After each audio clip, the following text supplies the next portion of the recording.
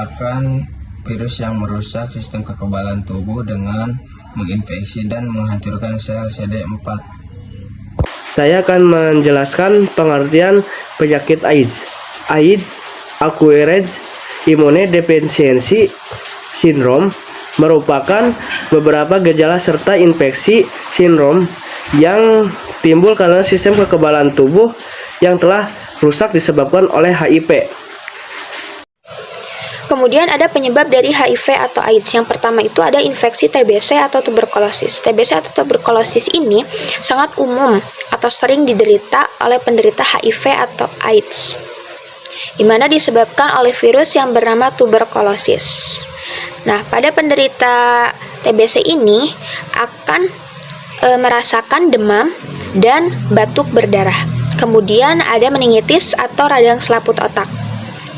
Nah, radang selaput otak atau meningitis ini termasuk penyakit yang cukup serius karena terjadi pada cairan dan selaput pada daerah sumsum tulang belakang dan otak. Bagi penderitanya akan merasakan pusing dan sakit kepala yang hebat. Selanjutnya ada penyakit kanker. Penyakit kanker juga bisa muncul pada penderita HIV atau AIDS. Jenis kanker yang biasa muncul pada penderita HIV atau AIDS adalah sarkoma kaposi, di mana kanker ini terjadi pada bagian pembuluh darah. Penyakit ini ditandai dengan berubahnya warna kulit menjadi ungu, merah, ataupun merah muda. Penyakit ini juga menyerang organ tubuh lainnya seperti paru-paru dan semua bagian pencernaan. Kemudian ada penyakit neurologis. Penyakit neurologis adalah penyakit yang menyerang sistem saraf, di mana melemahnya sistem saraf pada penderita.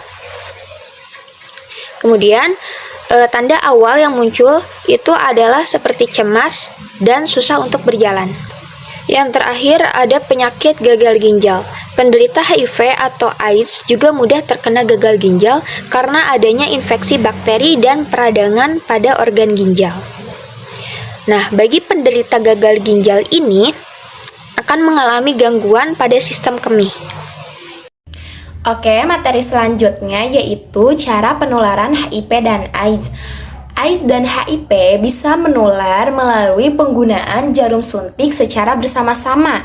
Misalnya, membuat tato ataupun menggunakan nafas suntik. Yang kedua, itu bisa menular dengan cara berhubungan seks tanpa alat kontrasepsi,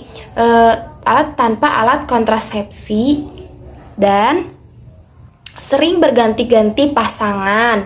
Itu akan menularkannya HIV dan AIDS. Serta yang ketiga yaitu dengan cara mendonorkan darah, yaitu akan menularkan terhadap penerimanya. Yang keempat itu ada ibu hamil yang positif terkena AIDS dan HIV bisa menularkan terhadap janinnya saat sudah lahir.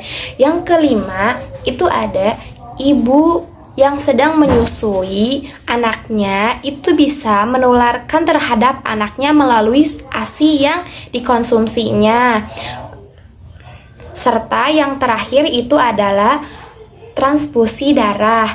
Itu bisa menyebabkan terkenanya HIV. Pencegahan penyakit HIV dan AIDS. Terdapat berbagai upaya yang bisa dilakukan untuk mencegah penularan HIV dan AIDS, yaitu sebagai berikut.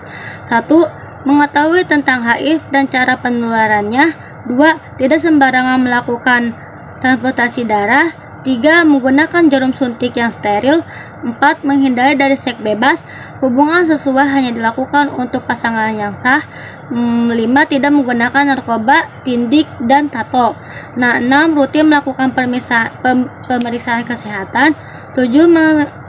Mempertebal iman takwa agar tidak terjerumus ke dalam hubungan seksual yang di luar nikah.